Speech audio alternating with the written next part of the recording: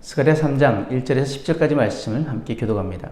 대제사장 여호수아는 여호와의 천사 앞에 섰고 사탄은 그의 오른쪽에 서서 그를 대적하는 것을 여호와께서 내게 보이시니라. 여호와께서 사탄에게 이르시되 사탄아, 여호와께서 너를 책망하노라. 예루살렘을 택한 여호와께서 너를 책망하노라. 이는 불에서 꺼낸 그슬린 나무가 아니냐 하실 때 여호수아가 더러운 옷을 입고 천사 앞에 서 있는지라. 여호와께서 자기 앞에 선 자들에게 명령하사 그 더러운 옷을 벗기라 하시고 또 여호수아에게 이르시되 내가 네 죄악을 제거해 버렸으니 네게 아름다운 옷을 입히리라 하시기로 내가 말하되 정결한 관을 그의 머리에 씌우소서 하며 곧 정결한 관을 그 머리에 씌우며 옷을 입히고 여호와의 천사는 곁에 섰더라. 여호와의 천사가 여호수아에게 증언하여 이르되 만군의 여호와의 말씀에 네가 만일 내 도를 행하며 내 규례를 지키면 네가 내 집을 다스릴 것이요 내 뜰을 지킬 것이며 내가 또 너로 여기 섰는 자들 가운데 왕래하게 하리라. 대제사장 여호수아야, 너와 네 앞에 앉은 네 동료들은 내 말을 들을 것이니라. 이들은 예표의 사람들이라. 내가 내 종 싹을 나게 하리라. 만군의 여호와가 말하노라. 내가 너 여호수아 앞에 세운 돌을 보라. 한 돌에 7 눈이 있느니라. 내가 거기에 새길 것을 새기며 이 땅의 죄악을 하루에 제거하리라. 만군의 여호와가 말하노라. 그날에 너희가 각각 포도나무와 무화과나무 아래로 서로 초대하리라 하셨느니라. 아멘. 오늘 본문은 선지자 스가랴가 본 네 번째 환상입니다. 대제사장 여호수아가 하나님 앞에 서 있고 그의 곁에는 사탄이 서서 고소하고 있습니다. 이 장면은 마치 천상의 재판장과도 같습니다.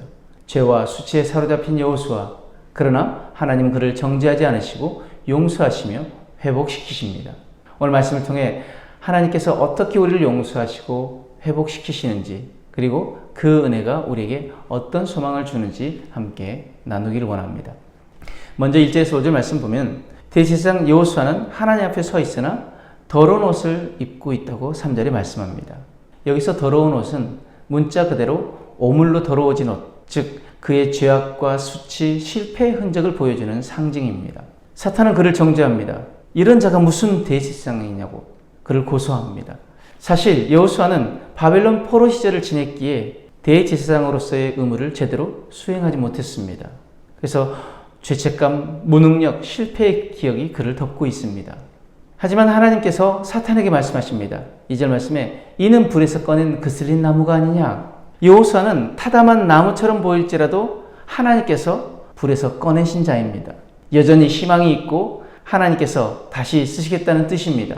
그리고 하나님은 명령하십니다. 4절 말씀에 여호와께서 자기 앞에 선 자들에게 명령하사 그 더러운 옷을 벗기라 하시고 또 여호수아에게 이르시되 내가 네 죄악을 제거해 버렸으니 네게 아름다운 옷을 입히리라 하시기로.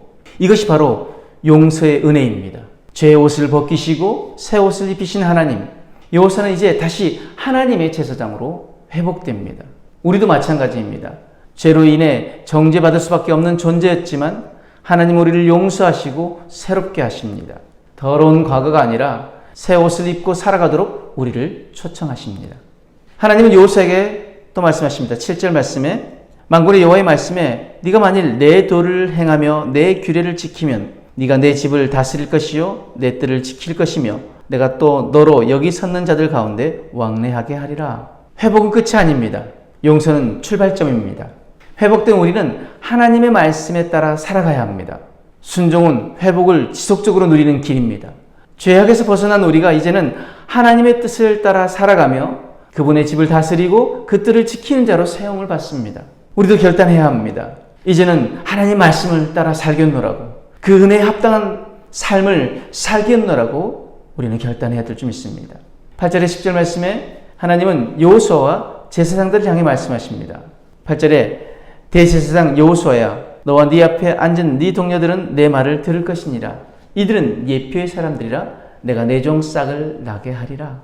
여호수아는 단지 회복된 제사장이 아닙니다. 그는 장차 오실 메시아, 즉 싹의 예표가 됩니다. 싹은 다윗의 후손으로 오실 예수 그리스도를 뜻합니다. 하나님은 메시아를 보내셔서 완전한 회복, 영원한 용서를 이루실 것을 예고하십니다. 그리고 9절 말씀에 이렇게 말씀합니다. 이 땅의 죄악을 하루에 제거하리라. 예수님은 십자가에서 단번에 우리의 죄를 사하시고 참된 평화와 자유를 주셨습니다. 그리고 그날 하나님의 백성들은 포도나무와 무화과나무 아래에 앉아서 서로를 초대할 것이라고 10절에 말씀하십니다. 이는 샬롬의 회복, 영적 풍요와 번영의 상징입니다. 지금 우리는 그리스도께서 이미 이루신 구원을 경험했고 다시 오실 그날을 기다리고 있는 자들입니다. 그날에 완전한 회복, 완전한 자유가 우리에게 주어질 것입니다. 사랑하는 여러분, 여호수아는 불에 그슬린 나무 같았지만 하나님은 그를 버리지 않으셨습니다. 죄로 더럽혀진 자였지만 하나님은 죄를 벗기시고 회복의 옷을 입히셨습니다. 그리고 그를 통해 메시아의 소망을 다시 일깨우셨습니다. 여러분, 오늘 이 말씀은 우리 모두를 향한 하나님의 음성입니다. 하나님 우리에게 말씀하십니다. 내가 너를 용서하고 다시 새롭게 하며 다시 세울 것이다. 아멘. 그럼 오늘 우리는 이 말씀 가지고 이렇게 결단하기를 원합니다. 첫 번째, 과거의 실패나 죄책감에 얽매이지 않겠습니다. 하나님 오늘도 우리를 건지시고 용서하시며 회복의 길로 인도하시는 분이심을 믿고 나아가겠습니다. 두 번째, 하나님의 은혜에 합당한 삶을 살겠습니다. 용서를 받은 자답게 말씀에 순종하며 살아가겠습니다.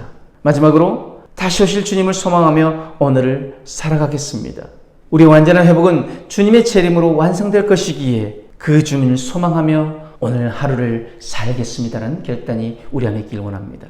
사랑하는 여러분, 하나님은 우리가 넘어졌다고 포기하지 않으십니다. 죄로 인해 더럽혀졌을지라도 우리를 다시 부르시고 새 옷을 입히시며 사명자로 회복시키십니다. 여호수아처럼 우리도 과거에 실수했을 수 있습니다. 그러나 하나님은 그 모든 것을 덮으시고 용서하시며 다시 시작하게 하십니다. 오늘 하루를 시작하면서 이 은혜를 마음 깊이 새기시길 바랍니다. 나는 불에서 꺼낸 나무다. 하나님께서 나를 건지셨고 지금도 나를 통해 일하신다. 이 믿음으로 오늘을 살아가길 원합니다. 용서받은 자로서 담대히 걸어가고 회복된 자로서 말씀을 따라 행하며 다시 오실 주님을 소망하며 하루를 맞이하길 바랍니다. 오늘도 하나님께서 우리에게 은혜를 베푸십니다. 그 은혜에 합당한 삶을 살아내는 저와 여러분들의 삶이 되어지길 주님의 이름으로 축복합니다. 아멘.